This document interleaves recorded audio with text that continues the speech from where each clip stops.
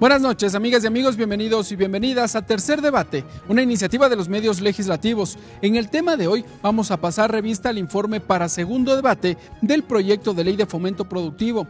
Esta iniciativa, cuya discusión definitiva en el seno del Parlamento ecuatoriano arrancó este martes. Bienvenidos y bienvenidas, esto es Tercer Debate.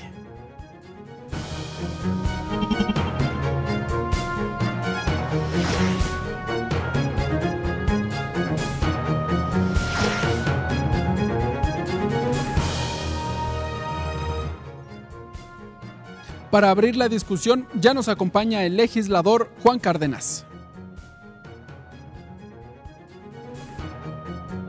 Juan Cárdenas, abogado, asambleísta por Cañar, integrante de la Comisión de los Derechos de los Trabajadores y la Seguridad Social. Y para conocer la otra visión ya nos acompaña el legislador Esteban Bernal. Esteban Bernal, magíster en Economía, asambleísta por Azuay por el Movimiento Creo, integrante de la Comisión de Biodiversidad y Recursos Naturales. La elaboración de los informes para debate del proyecto de ley de fomento productivo estuvieron a cargo por la Comisión de Desarrollo Económico. Esta mesa legislativa aprobó el informe para su segunda discusión el viernes último. ¿Cuáles son los elementos que se incorporaron en este documento? Lo revisamos a continuación. Luego de 27 días de análisis, el Pleno de la Asamblea Nacional está convocado para el segundo y definitivo debate del proyecto de ley de fomento productivo. El documento, que fue aprobado con 8 votos por la Comisión de Desarrollo Económico, mantiene el capítulo relacionado con la remisión de intereses, multas y recargos. Aprobamos un informe por unanimidad, 8 de los presentes votaron a favor de este proyecto. Eso muestra el compromiso que tienen los asambleístas por el Ecuador. Respecto de los cambios incorporados, la mesa legislativa incluyó a los sectores de la pequeña, mediana y microempresa dentro del proceso de remisión de intereses. Se benefician las personas naturales y las personas jurídicas. Según el informe, los deudores de la banca pública también podrán acogerse a la remisión de intereses. Inclusive podrían cancelar en un plazo doble al plazo inicial de la deuda. Pero los asambleístas Mauricio Proaño y Sofía Espín dijeron no estar de acuerdo con el documento, por lo que presentaron un informe de minoría en donde se plantean observaciones como la eliminación del impuesto a la salida de divisas. Si el dinero que se gana en el Ecuador, el 95% se sacó fuera y el 5% se pudo, por lo menos con el ISD, tener en el país. Así que yo no considero que se debería eliminar ese impuesto. Mientras que los asambleístas María Mercedes Cuesta y César Ron esperan que con la iniciativa se dé paso a una reactivación de la economía. Si vamos a ayudar a los más chicos, era importantísimo tener esa información. Hoy el Banco Nacional de Fomento en Liquidación nos ha dado la información. Esta es una ley que debe promover justamente la inversión. En total, el proyecto de ley quedó con 59 artículos, 13 disposiciones generales, 21 transitorias y una final. Ricardo Bravo, TVL Noticias.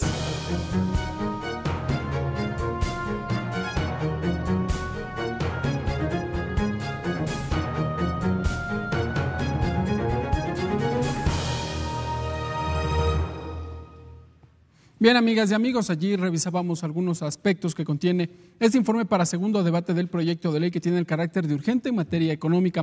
Vamos a saludar con nuestros invitados. Asambleísta Juan Cárdenas, buenas noches. Bienvenido a la televisión de la Asamblea Nacional. Es un placer comparecer ante esta tribuna pública de nuestra Asamblea y mucho mejor si es que es para debatir ideas que informan nuestra ideología.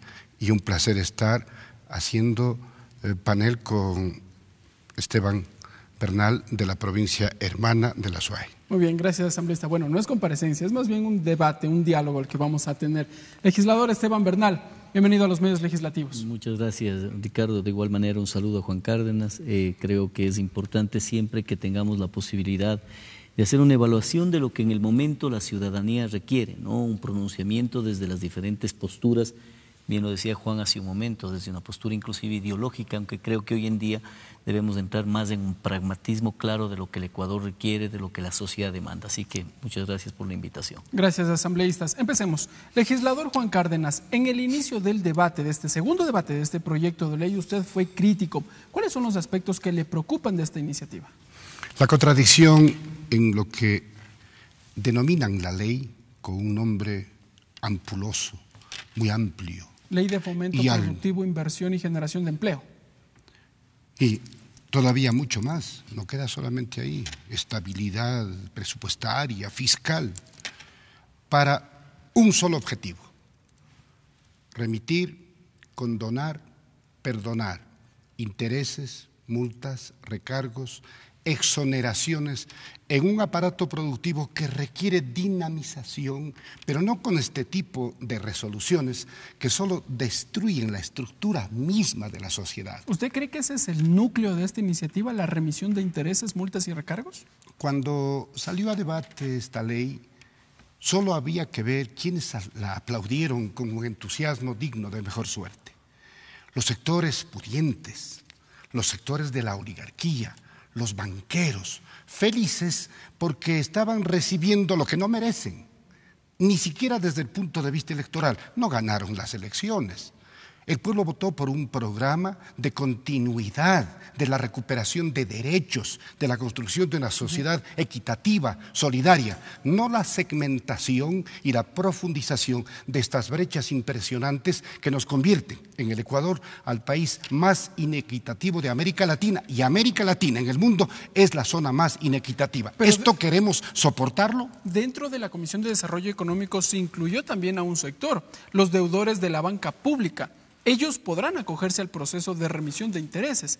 Ellos también en anteriores procesos de remisión, en el 2015, lo tengo claro, también se incluyeron dentro de estas iniciativas. Se están acogiendo entonces también otros sectores. Hay algunos ganchos, como por ejemplo, fue impresionante cuando aquí en este recinto se presentó el representante de los pequeños agricultores y clamó por una condonación de sus deudas porque están quebrados. La condonación están quebrados. Es otra figura totalmente distinta a la remisión. Asimismo, los deudores de la banca privada quieren aprovechar la coyuntura para de una vez terminar este cuento de la quiebra bancaria, que todavía no ha terminado. Son ganchos que de alguna manera intentan justificar lo de fondo. Lo de fondo es que no van a crear puestos de trabajo, no van a incentivar el aparato productivo, van a guardar más utilidades quienes siempre se han aprovechado del aparato productivo y del Estado convertido en su sirviente. Pero a ese sirviente le quieren minimizar a su más pequeña expresión y quieren que la empresa privada, que el capital privado siga ganando intereses de tal manera que el Estado sea el garante de esos importantes incrementos de patrimonio. Muy bien, asambleísta Juan Cárdenas, sus criterios. Vamos ahora a conocer la visión del legislador Esteban Bernal. Empecemos entonces con la remisión de intereses. ¿Cómo queda en este informe para segundo debate? Desde su visión, ¿a quiénes se favorecería? Bueno, a ver, vamos a hacer una diferenciación primero de lo que lo ha planteado el legislador Cárdenas en la perspectiva, ahora sí debo entender, ideológica, ¿no? Yo creo que, yo vuelvo a insistir que el país urge necesariamente en este momento que tengamos pragmatismo frente a los hechos. Lo que sucede ahora también puede ser un símil del año 2015, en donde muchos de los legisladores, compañeros de bancada del asambleísta Cárdenas, defendían con vehemencia y seguramente convencidos de que la remisión de aquel entonces del proyecto legislativo, no sé si usted estuvo en esa etapa legislativa, pero yo he visto los videos en donde defendían efectivamente justo lo que critica hoy en día el legislador Cárdenas, la remisión y la reconfiguración de la deuda de los privados para con el Estado. Ya pasó una primer proyecto de ley en la época del presidente Correa, exactamente en el año 2015. Revísela. Esa fue la última, en el año 2015. Efectivamente, en donde también se promovía aquello. Y no está mal. Desde cualquier perspectiva no está mal, porque hay que entender que el sector privado tiene que ser el motor. Ahí viene el tema del concepto del modelo económico, ¿no? De cómo tiene que emprenderse un desarrollo en el país. En este momento tenemos que 6 de cada 10 ecuatorianos están en el desempleo, en el subempleo, y no hay condiciones económicas desde el sector público que realce esa economía que en algún momento era fomento del modelo económico del correísmo. Me refiero al Estado regulador, el Estado controlador, el Estado economía. Es el sector privado quien tiene que relacionarse. Y con la remisión de intereses se les estaría abriendo la puerta solamente con para eso. generación de Yo empleo. quiero irme más allá. Yo creo que la remisión de intereses es un tema conceptual y desde la perspectiva económica. Yo soy un profesional de la economía y no me asusta este tipo de hechos porque esto es una práctica en América Latina, es una práctica en el mundo, en Europa, en donde usted tiene un conflicto entre intereses, multas y capital de 4.000 millones de dólares. 2.500 de esos son capital. Y 1.500 millones es el conflicto judicial que tienen los empresarios versus Estado. Si usted toma una decisión y dice, muy bien, ahí todavía no se sabe si se va a ganar o no aquellos juicios, pero tomo una determinación, genero la remisión de los 1.500 entre multas e intereses y cobro los 2.500 y me genera liquidez. Pero, asambleísta, ha habido quienes se han mostrado críticos de esta iniciativa y han dicho que sí, que el tema de la remisión en concepto no es mala, no es perjudicial, porque permitirá efectivamente que el fisco obtenga recursos frescos. Pero las condiciones que se les estaría planteando en el informe es lo que ha generado la polémica. Y se ha dicho que, bueno, para las personas naturales o para quienes perciban menos de 5.000 millones de dólares al año, podrían acogerse a un plan de pagos que iría hasta 2 años. Quienes superen los 5.000 millones de dólares deberán cancelarlo hasta los 90 días. ¿Qué pasa si es que no se llega a cancelar? Si finalmente la empresa, quienes perciben esos recursos, más de 5.000 millones de dólares, dicen finalmente, señores, no les podemos cancelar. Mire, no podemos entrar en una ley que no deje de ser perfectible permanentemente. Los hechos que se suscitan al interior de la propuesta en este momento de la ley, y cuidado, que no se entienda que estoy defendiendo. Por el contrario, arrancamos desde el pronunciamiento del legislador Cárdenas y ahora entramos en el análisis. Sin embargo, estos hechos que usted plantea son elementos que se los pone en el sector privado y cualquiera de ellos los puede acoger. Unos podrán cumplir, otros no, pero es el mecanismo que se propone para el sector privado y se propone para la economía del Ecuador. Que aquellas cosas puedan tener sus traspiés en el camino, que unos puedan cumplir, insisto, otros no, son hechos que suscitan en todo tipo de remisión, en todo tipo de propuesta económica a lo largo de la historia de este país. Lo de fondo no está ahí, porque esto para mí, al revés de lo que decía el legislador hace un momento, creo que el enganche fue estas acciones de reconcebir yo diría, ese infierno fiscal que vivimos en los últimos 10 años en la época anterior. ¿Por qué? Porque tuvimos 18 reformas tributarias en 10 años. Pero 18 reformas tributarias que crecían la carga impositiva para el inversionista. ¿Sabe cuánto fue la inversión extranjera en el año 2017 en el Ecuador? 500 millones de dólares. ¿Sabe cuánto fue la inversión extranjera en Colombia? Al ladito, 11.200 millones de dólares. ¿Sabe cuánto fue la inversión extranjera más abajo, en Perú? 9.300 millones de dólares. En Ecuador, 700, perdón, no fue 500, fue 730 millones según datos del propio Banco Central. Y esto debido a los cambios de las debido al infierno fiscales fiscal que tiene usted, pues usted no le puede decir al inversionista, local o internacional, venga e invierta, y cada 6 meses, 7 meses le cambio la regla de juego. Y no solamente le cambio ni para bien, le cambio para mal, porque cada vez le cargo impuestos, le cargo más impuestos y más impuestos. Eso significa que implícitamente se conecta con la política social, que es la más importante, que significa empleo. Si usted genera opciones en el sector privado y genera empleo, ha cumplido una acción. Asambleísta Juan Cárdenas, ¿qué decir entonces? ¿Se desmarca esta política de remisión de intereses con la que la formuló en su momento el expresidente Correa, o sigue esa misma línea? En el 2015... no nos olvidemos, sobre todo a los televidentes, a los oyentes, de esto no lo voy a convencer a Esteban. No olvidemos que teníamos un dólar de menos de 20, un barril de petróleo de menos de 20 dólares el barril, que teníamos la más escandalosa apreciación del dólar, que si se manejaba de otra manera, sucumbía a la dolarización. Eso tuvimos en el 2015 y de Illapa, en el 2016 tuvimos un terremoto. ¿Quieren ignorar esos hechos? Entonces, los actos económicos tomados a través de esa medida del 2015 buscaron y de hecho lograron la reactivación de la economía en el sector privado, ¿Usted cree que pero se bajo alcanzó? una vigilancia de un Estado contralor que no permita que el lobo se lo coma a la oveja, que no permita lo que está por permitirse ahora, la ley del más fuerte, la ley de la selva. Por otro lado, esto del pragmatismo, por ese pragmatismo ocurrió la sucretización de la deuda, que aún no terminamos de pagarla. Por ese pragmatismo ocurrió la más grande estafa, la quiebra bancaria más espantosa, por ese pragmatismo. Ahora bien, si nosotros comparamos cifras, la presión fiscal del Ecuador, que llega por el 15%, está más abajo de la media a nivel de Latinoamérica. No es cierto que el Ecuador cobra impuestos en forma, o lo hizo durante los 10 años. Mentira. Lo que ocurrió es que por fin empezaron a pagar impuestos. Perdóneme que haga referencia Pero hubo reformas tributarias en el anterior gobierno, a un hecho anecdótico. Un grupo poderoso de 184 empresas al 31 de diciembre del 2006 había presentado cumplidamente las 184 declaraciones de impuesto a la renta con 0 utilidades y por consiguiente sin un solo centavo de impuestos. Cuando llegamos al SRI, preguntamos por aquello e hicimos una determinación al azar y salió por ahí una molinera. No era 0, era 17 millones de dólares que no había pagado y ahí no había ningún incremento de impuestos. No pagaban los impuestos. ¿Sabe quiénes pagaban los impuestos? O pagábamos aquellos que nos descontaban en la nómina cuando teníamos relación de dependencia. El resto, el mayor deporte ecuatoriano ha sido evadir impuestos. Pero hubo reformas tributarias que en su momento habrían generado este clima de inseguridad tributaria, de inversión sobre todo en nuestro país. ¿Y cómo es que creció la economía ecuatoriana? ¿Cómo es que bajamos los niveles de pobreza, de extrema pobreza?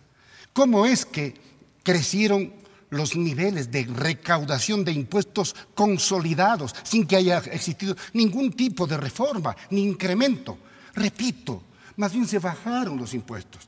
Desapareció aquel impuesto injusto y absolutamente inconsistente de cobrarnos en la planilla de luz el consumo de energía eléctrica rural. Se eliminó el impuesto que gravaba a la telefonía móvil, que era una monstruosidad, y más bien se acomodaron algunos impuestos a las circunstancias. Y ahora una cosa muy importante, el impuesto a la salida de divisas no es tal. Si Esteban no lleva dinero a un paraíso fiscal, no tiene por qué pagar el impuesto a la salida de divisas. Yo jamás pagaría. El pueblo del Ecuador, la inmensa mayoría, no la paga. No es virtualmente un impuesto.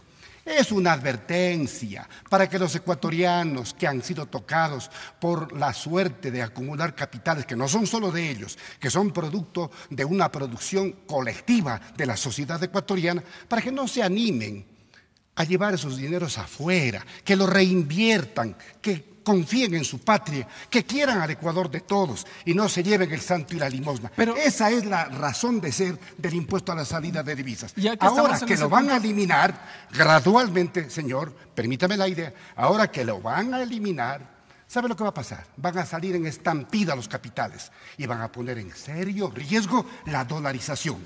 Y la factura la pasarán en calidad de paquetazo al pueblo del Ecuador. Asambleísta Juan Cárdenas, si me permite, dicho por el mismo legislador Mauricio Proaño, el gobierno nacional ha recaudado a lo largo de los últimos 10 años 7,000 millones de dólares por concepto del impuesto a la salida de divisas. Son palabras textuales del legislador Mauricio Proaño en la Comisión de Desarrollo Económico.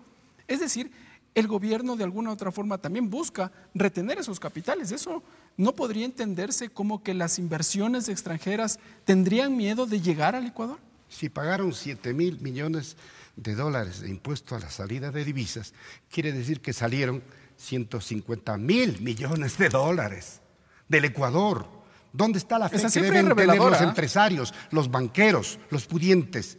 Esa fe que deben tener en su país para reinvertirlo, no para recoger y llevárselo a lugares que a lo mejor se convierten hasta en paraísos fiscales. O sea, mire, clarito, si el Ecuador recaudó 7,000 millones de dólares por el impuesto a la salida de divisas, estas salieron por un monto de 150,000 millones de dólares. Espantoso, impresentable para el Ecuador. Asambleísta Esteban Bernal, ¿qué decir entonces? Mire Juan, yo creo que el Ecuador, y Ricardo, yo creo que el Ecuador requiere urgentemente un cambio de dialéctica y un cambio de comportamientos, a veces inclusive en lo que afirmamos.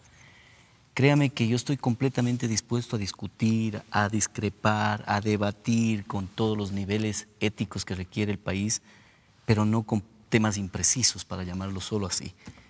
Decirnos usted al Ecuador que hemos tenido un precio del petróleo de $20, cuando la promedio y la media fue de casi $85 durante toda la época correísta en el precio. Menos de 20. Eso es diferente. 2015, Lo que le digo es que el promedio es $85, lo cual significa un gran precio del petróleo como para haber estabilizado la economía. Segundo, si habla que la remisión o el proyecto, entre comillas, llamémoslo nuevamente, de fomento productivo que tuvo en aquel entonces, el 2015, se daba sobre las bases de varios elementos negativos, hoy tenemos una década que nos deja un sobreendeudamiento con $92.000 millones de obligaciones de pagar por el Estado, sumado a 92.000 como obligación, y ya en el cálculo de total y en el cálculo de la deuda pública como tal, que extrae otro tipo de obligaciones, $47.000 millones, que da cuenta que tanto el gobierno anterior como este, porque hay que reclamar las cosas por su nombre, han sobrepasado la deuda pública, lo que determina el Código Orgánico de Planificación Financiera.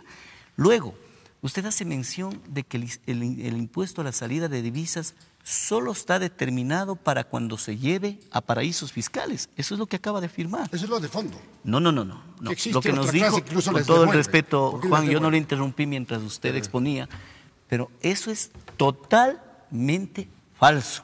El impuesto a la salida de divisas es para todo recurso que salga del país. Y si es que existe en este momento la necesidad gradualmente de disminuirla, es porque necesitamos urgentemente que vengan recursos en inversión extranjera, que es a lo que le tienen miedo. El grave problema es que cuando nosotros no hemos administrado ni siquiera un kiosco de hot dogs y no entendemos la lógica de la economía, que el señor de la esquina que vende hot dogs, el ecuatoriano honesto que vende hot dogs, sabe claramente que si baja la lechuga y baja la papa, ¿vende más hot dogs o vende menos? Vende más, pues.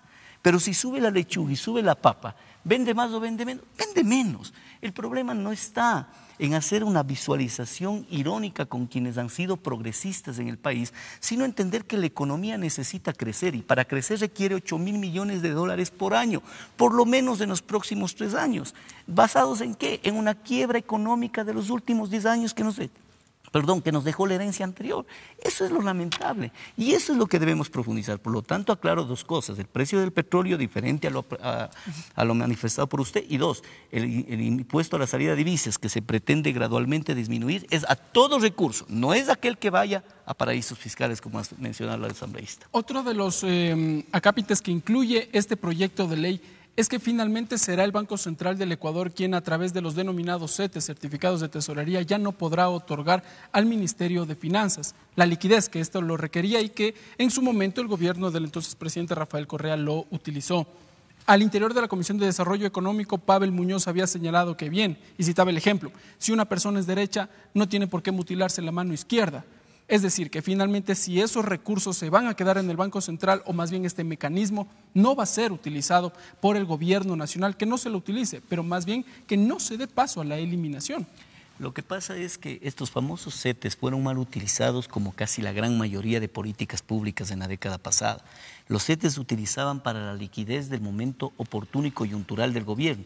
Entonces se extraía recursos del Banco Central y se dejaba documentos, se dejaba papeles. Hoy en día existen papeles inclusive en otras deudas sociales como a los profesores.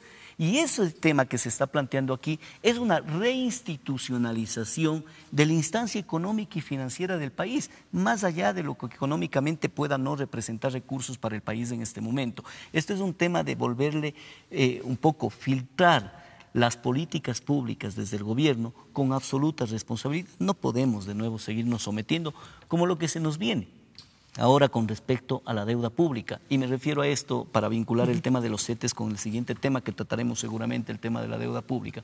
Porque el país requiere, Ricardo, en este momento una reinstitucionalización económica y financiera. Y ese punto que usted acaba de tomar es un buen avance para dejar de lado ese clientelismo público en donde yo requiero recursos, saco del Banco Central y meto papeles. los papeles a futuro son inconsistentes y eso es lo que estamos viviendo. Pero que estaban garantizados a través de los recursos de las instituciones financieras, finalmente. Estaban garantizados, y ¿quién ha respondido hasta el día de hoy con tanto papel que existe en el Banco Central? Vaya a ver el informe que existe de las actuales autoridades del Banco Central, cómo esos CETES terminan siendo papeles infructuosos, papeles ilíquidos, porque no existe el respaldo como tal. Lo que existía era una política pública de necesidad, de liquidez, más o menos como cuando se emitía el dinero orgánico en las épocas pasadas, cuando no teníamos dolarización. Requerían los profesores un poco de recursos y el Estado, irresponsable por supuesto con el mecanismo económico y la hiperinflación que podía generar, mandaba emitir dinero inorgánico, 1.000 millones de sucres, páguese a los profesores. Ese tipo de irresponsabilidad tiene que blindarse hoy en día para que quien venga tenga la necesidad de primero hacer una evaluación de respaldo real, líquido, pero sobre todo documentado y fundamentado. Pero finalmente el Estado ecuatoriano ya no tiene una moneda y es el dólar. Evidentemente ya no podemos generar esos papeles. Ya voy con la respuesta, legislador. Juan Cárdenas, entonces, ¿qué decir? Algunos de los elementos que utilizaba el gobierno anterior para generar liquidez en la caja fiscal empiezan a dejarse de lado. ¿Ustedes de alguna u otra forma ven que este es el giro económico, político, ideológico que empieza a marcar el gobierno de Lenín Moreno? Es el giro hacia una derecha que prioriza el capital por sobre el ser humano. Pero aquí vale un recorderis importante, pero me dirijo a los televidentes y a los oyentes. Hace 20 años, hace 15 años, hace 12 años, el petróleo se vendía hasta a $100 el barril. ¿Y qué le pasó al Ecuador? Tenía una institucionalidad que le prohibía al Estado la inversión pública, la construcción de los servicios básicos. Estaba prohibido, porque esa era la agenda del Fondo Monetario Internacional. Porque lo que le interesaba a la banca chulquera pública y privada era cobrar la deuda. Y esa comercialización del petróleo al Ecuador no le significó nada, porque el 90% de la renta petrolera se llevaban las transnacionales y el 10% le quedaba para el dueño del petróleo. Y de ese 10% segmentaban un fondito, ¿sabe para qué? Para asegurar el pago de la deuda externa. Ya voy a hablar de eso. Fondo de estabilización, pues bien, dice usted. Pues bien, este gobierno que tanto le preocupa a la derecha, el gobierno del Rafael Correa, tomó la decisión de revertir esa forma de distribuir, que sea el dueño del petróleo, el Ecuador de todos, el que recibe el 90% y el 10%, que ya por sí es un buen negocio, se lleven las compañías petroleras que cambiaron inclusive la modalidad de contrato. Digamos esto, entonces, esos fondos que fueron liberados fueron los que se utilizó para la construcción, la transformación del Ecuador, que quieren negarlo, pero es imposible, no pueden hacerlo. El Ecuador es otro después de la década ganada. El odio les omnibula de tal manera que niegan a la realidad y cometen errores de apreciación que el pueblo mismo los está criticando. Asambleísta, pero habrá quienes también en su momento le digan, bueno, finalmente esos fondos servían para momentos catastróficos que si bien a lo largo de la historia no hemos tenido consecutivos en nuestro país, pero nos sucedió un 16 de abril del 2016, 18 horas y 55 minutos, la provincia de Manabí y Esmeralda se vieron afectadas. Cientos de familiares perdieron precisamente a sus seres queridos. Allí había recursos que se podrían o que se pudieron haber destinado para que la catástrofe sea menor. ¿Y sabe lo que hizo el gobierno de entonces con la Asamblea Nacional? Reformaron la ley tributaria e incrementaron en 2 puntos en forma transitoria y provisional. Entonces sí hubo reformas tributarias a lo largo de la historia. Óigame esto. ¿Y sí sabe lo que pasó? Los partidos de la derecha no apoyaron ese incremento. Ahí faltó solidaridad. Eso queda para la historia. No me vengan ahora a rasgarse las vestiduras, cuando el momento de fajarse y de mojarse el poncho por los demás ecuatorianos que estuvieron en desgracia no lo hicieron. Es importante establecer muy claramente lo que pasó y lo que está pasando. Pero quiero ratificar que esto de la deuda, este cuidado de convertirle al Banco Central en lo que antes fue, en una superestructura que no tenga la facultad de financiar al gobierno de turno, tiene un objetivo. Volvemos con carta de intención en mano a someternos a la banca chulquera al mejor estilo neoliberal. ¿Para qué? Sencillo. Porque entonces convierten nuestra deuda convierten en papeles negociables. Y mañana compran esos papeles. Y ahí sí, viva la feria de la alegría, la especulación. Y entonces, al capricho del tenedor del papel de la deuda, bajan su valor para comprar y suben el valor para redescontar en ese Banco Central que tanto repudian ahora, cuando ha sido el factor importante para financiar la obra pública que transformó al Ecuador pese a todo. Eso es imposible negarlo. Muy bien, asambleísta Juan Cárdenas. Legislador Esteban Bernal, me confundí con el presidente de la Comisión de Desarrollo Económico, mil disculpas. Y Azuayo también. Y también Azuayo. Nos vamos a ir a una pausa. Cuando regresemos les propongo conversar también sobre el plan estratégico que incluye el plan de estabilización, que incluye varias etapas de acuerdo al proyecto de ley, y uno de ellos la eliminación por 3 años, según la iniciativa del gobierno, de eliminar este límite del 40% establecido en el Código de Planificación y Finanzas Públicas. Nos vamos, amigas y amigos, a una pausa. Cuando regresemos continuaremos con este diálogo con los legisladores aquí en Tercer Debate.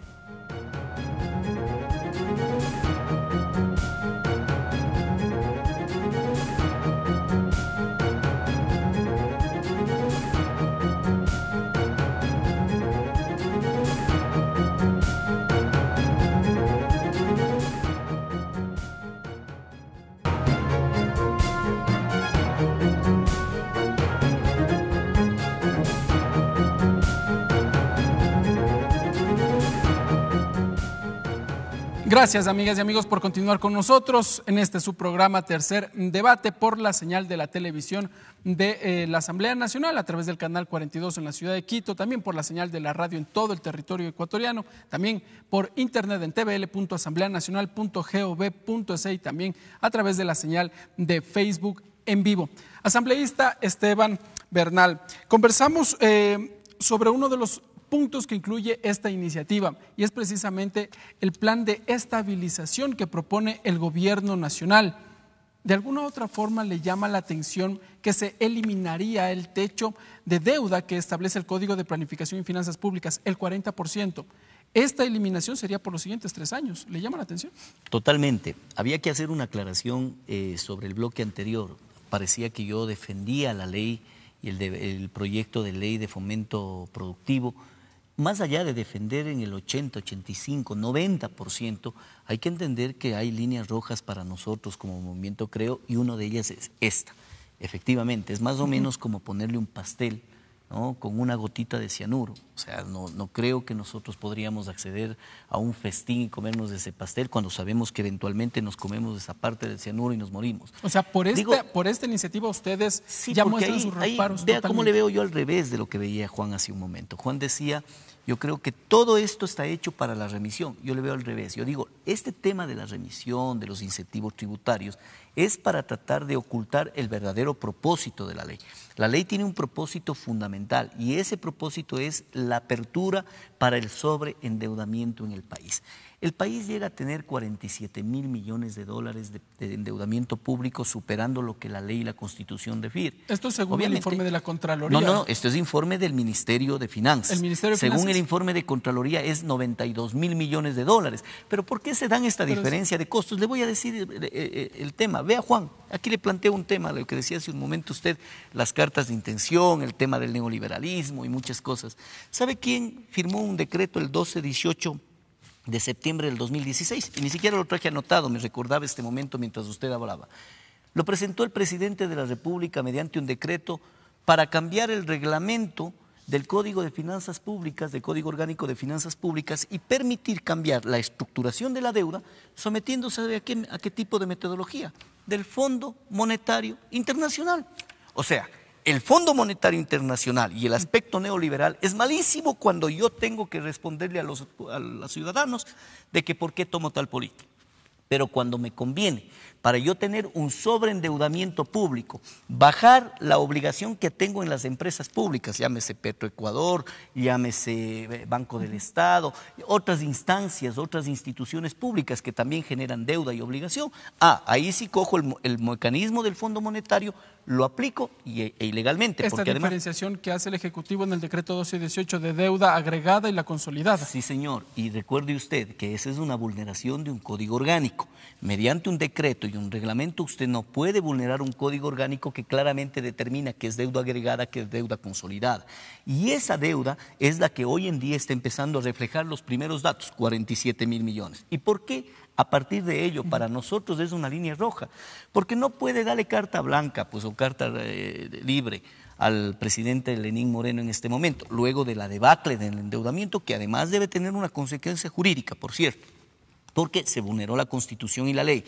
Sin embargo, no puede darle, vamos a lo de acá, a lo de la ley, a la que estamos en este momento discutiendo, entregarle 3 años para que se haga un sobreendeudamiento sin considerar el límite del 40% y sin ninguna regulación de la Asamblea Nacional es improcedente. Es para nosotros entregar el futuro del Ecuador. En esto quizás coincida con Juan en esta parte, porque creo que tenemos posturas similares. Eso no quiere decir que coincidamos o exista acuerdos ni nada por el estilo. Son posturas lógicas y que tiene de la mano un condicionante como ecuatorianos. ¿Usted cree posible que sea la Asamblea Nacional un ente totalmente aislado de la planificación financiera y que en los próximos 3 años, por lo menos, Ricardo, recuerde, por lo menos 25.000 millones de dólares se incorporarían a los 47 que acaba de decir el Ministerio de Finanzas?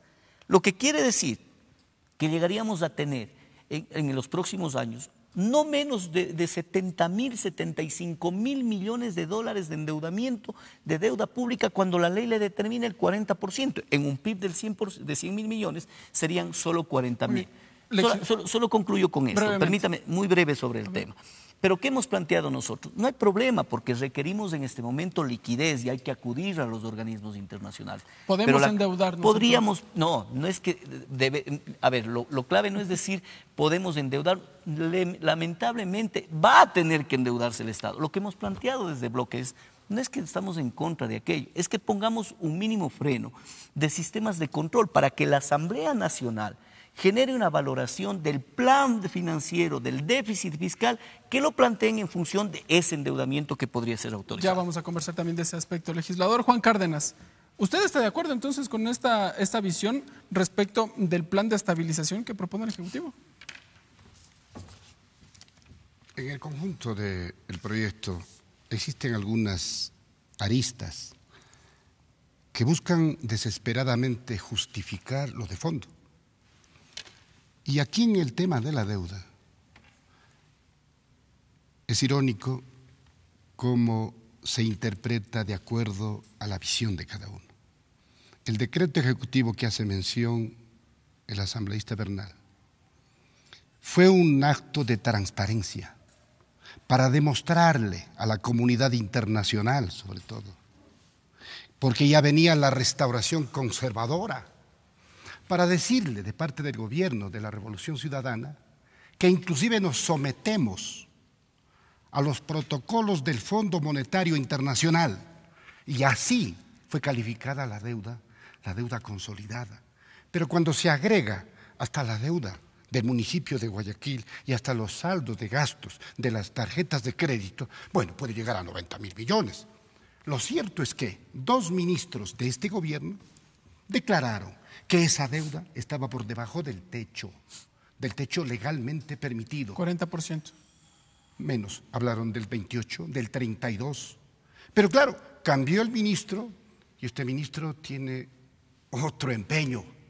Ojalá pudieran embarrar, pero no van a poder, porque cuando se establece desde la visión misma del análisis financiero fiscal, se dan cuenta que los guarismos son fríos, son el mejor testimonio de la transparencia con la que actuó el gobierno de la Revolución Ciudadana.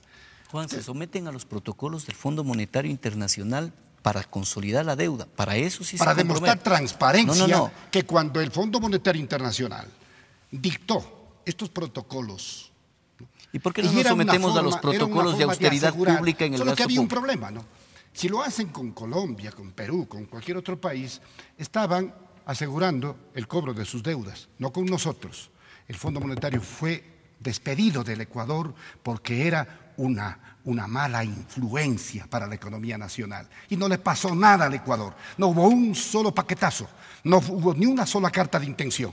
Ahora parece que vuelven al mismo porque estamos en una etapa neoliberal de traición a lo que el pueblo decidió el 2 de abril del 2017. Legislador Cárdenas, entonces, desde su visión, ¿la Asamblea Nacional debe intervenir en este proceso de endeudamiento si se quiere, que en su momento podría empezar el Ejecutivo, tal y como lo establece el proyecto? Tenemos la obligación desde el Poder Legislativo de establecer un control, de tal manera que inclusive, si se quiere actuar de otra manera, debe buscarse mediante una justificación y una planificación que la Asamblea Nacional autorice por alguna razón, diga usted, una catástrofe, una emergencia, que podría justificar 1 o 2 puntos de incremento en el endeudamiento, atendiendo a la dinámica económica y a la lógica de los servicios que debe prestar un Estado fuerte, un Estado que controle, un Estado que no deje hacer y dejar pasar al más fuerte. Es la hora de mantener un Estado vigilante, darle a cada quien, por ejemplo, al sector privado, su papel. Tiene que ser un ente dinamizador de la economía, pero no lo hacen a través de estas remisiones, estos perdones, estas condonaciones, estas exoneraciones, que no son estímulos, son más bien una forma de segmentar a la sociedad. Permítame que yo haga, yo haga de conocimiento de los televidentes. Un hecho que sin duda Esteban conoce. La Organización de Cooperación de Shanghái une a 8 países euroasiáticos, con el liderazgo de China y de Rusia. Incluso está Pakistán, Afganistán, la India. Esos países se reunieron para incrementar impuestos, porque esa es la clave para producir mejor, para crear puestos de trabajo, para construir sociedades equitativas. Y estamos hablando de un sector que representa el 44% de la población mundial, el 20% del PIB planetario y el 60% de territorio euroasiático. Así actúan las sociedades desarrolladas. Nosotros, en cambio, queremos aprovechar la coyuntura, queremos aprovechar el apoyito que le hemos dado al gobierno para que vire hacia la derecha, y en ese aprovechamiento le metemos por las branquetas esta ley que no tiene ninguna justificación que no sea incrementar el patrimonio de los más ricos. Legislador Bernal, entonces, ¿estamos girando hacia lo que fue la década de los 90s? Mire, yo creo que es importante entender los objetivos que tienen una política con mayor mecanismos liberales para poder manejar la economía. Tener la posibilidad de alivianar el comportamiento del sector privado no significa enriquecer a los más ricos, significa generar fuentes de empleo. Si usted tiene una presión fiscal sobre el empresario X, aquí no es un tema de coyuntura, no es un tema de mi amigo empresario, de mi amigo industrial, es un tema del sector privado y productivo al que tenemos que acudir porque no hay plata pública, es así de sencillo, no hay plata pública. Toda la bonanza de la década pasada se acabó. Pero, legislador, ¿no? antes de que se me vaya la idea, perdón que le interrumpa. Por favor. De acuerdo al proyecto de ley y de acuerdo al Servicio de Rentas Internas, durante los 3 años se prevé una recaudación que bordearía los 774 millones de dólares. Lo han repetido hasta el cansancio. Sin embargo, el déficit fiscal en el 2018 bordea los 8.000 millones de dólares. Es lo que le dije hace un momento. Entonces, el déficit fiscal es altísimo. Pero con esta ley se estaría buscando, o más bien, ¿se alcanzaría a cubrir ese déficit? A primera vista parece que no. Es que la economía no la debemos mirar únicamente con números fríos, debemos mirar con prospección. Si usted tiene la posibilidad de aquel inversionista ecuatoriano, de los que Juan todo el tiempo se queja que sacan la plata, que se lo lleva, dele facilidades, dele espacio, dele ambiente para que vuelva a creer en el país, dele la posibilidad de aquellos que se llevaron los recursos también a Perú, a Colombia durante la época correísta por la presión fiscal, que regresen esos recursos porque dicen en mi país sí hay condiciones. Dele la posibilidad al inversionista extranjero, que ya di los montos hace un momento de lo que pasó en el 2017, cuando viene, pone la mirada en América Latina y dice voy a poner dinero en Colombia, voy a poner dinero en Perú, voy a poner dinero en Ecuador. No, en Ecuador no, ahí ya no lo pongo. ¿Por qué? Porque hay inseguridad jurídica, hay normativa tributaria con presión fiscal y ahí no pongo medio centavo partido por la mitad.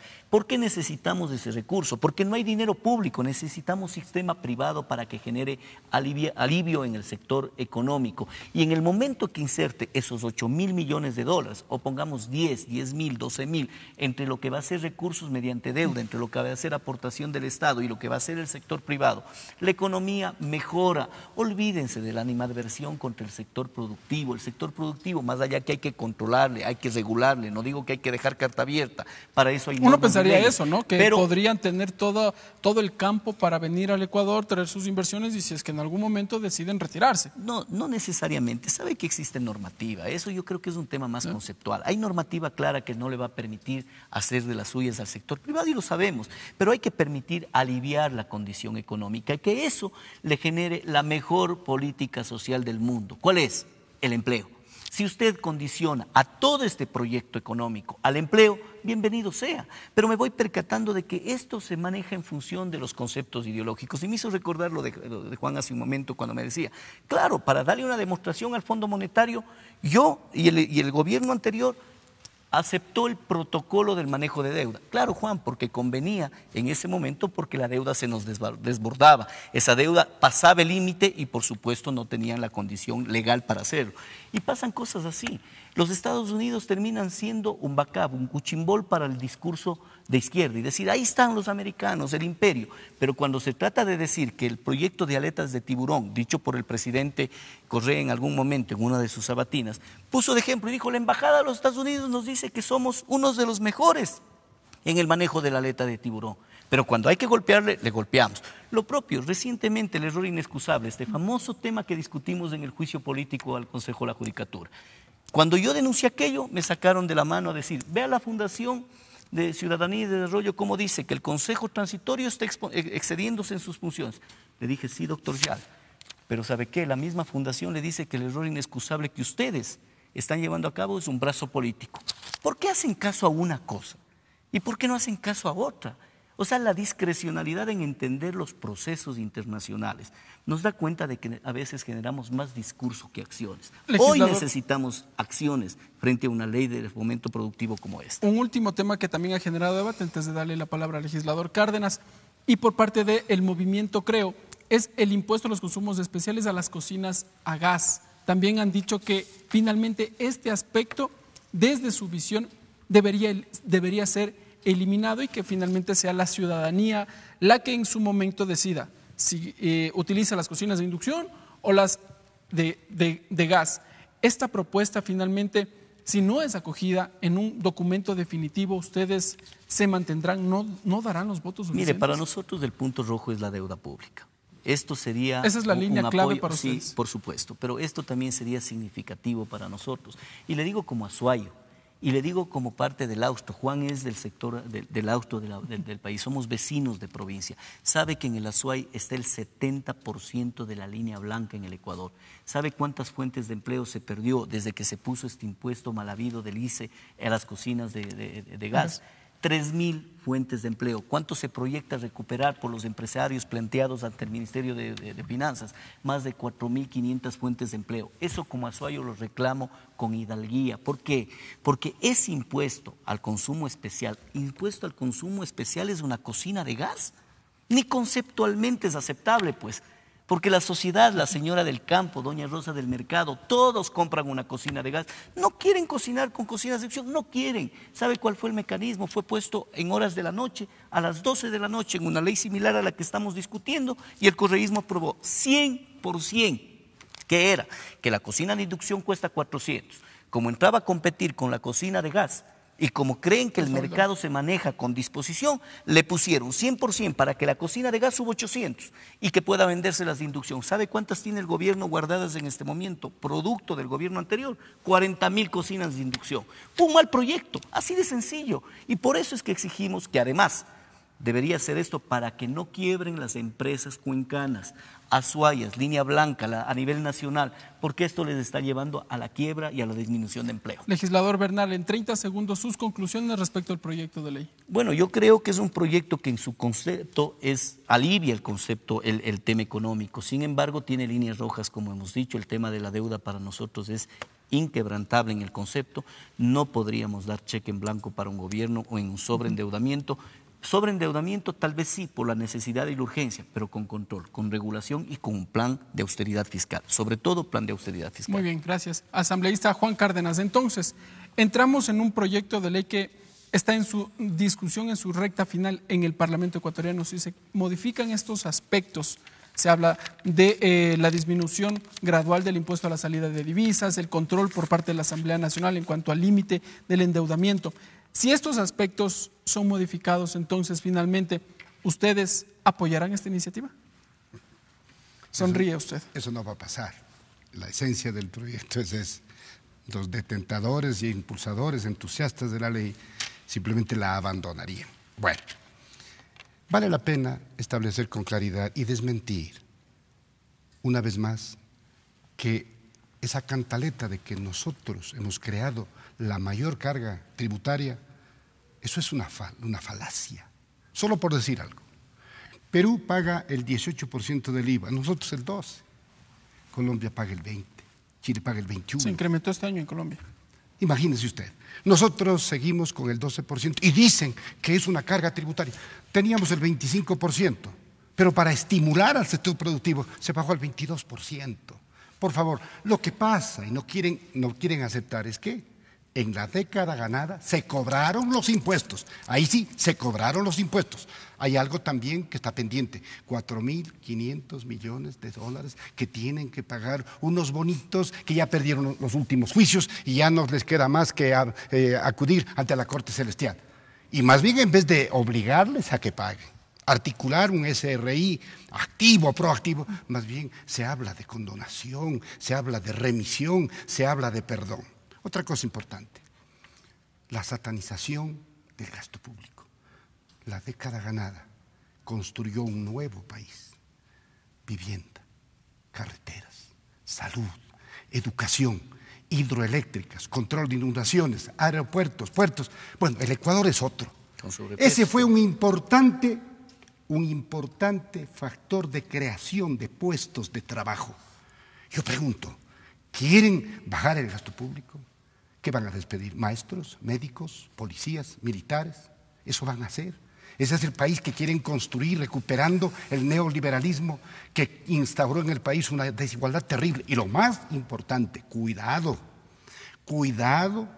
provocan con esta delirante acción entusiasta de eliminar este rescoldo de nacionalismo, como esto de creer en la patria, a aquellos que sacan dineros, pero por millones. Y no estoy hablando de aquellas remisiones al exterior, de dineros que inclusive se les devuelve el impuesto. Eso no dice el asambleísta Bernal. Se devuelve ese impuesto que se justifica. No lo tienen una serie de importaciones que sirven para el aparato productivo, para las materias primas, para los insumos, para las medicinas. Entonces, solamente si toman conciencia de que están cometiendo el error histórico y están poniendo en riesgo la dolarización, solo ahí nosotros les aplaudiríamos. Pero sabemos que ya están embarcados en esta ley y todo el mundo va a empujar. Ojalá lo que dice Esteban se cumpla, ¿no? Aquellas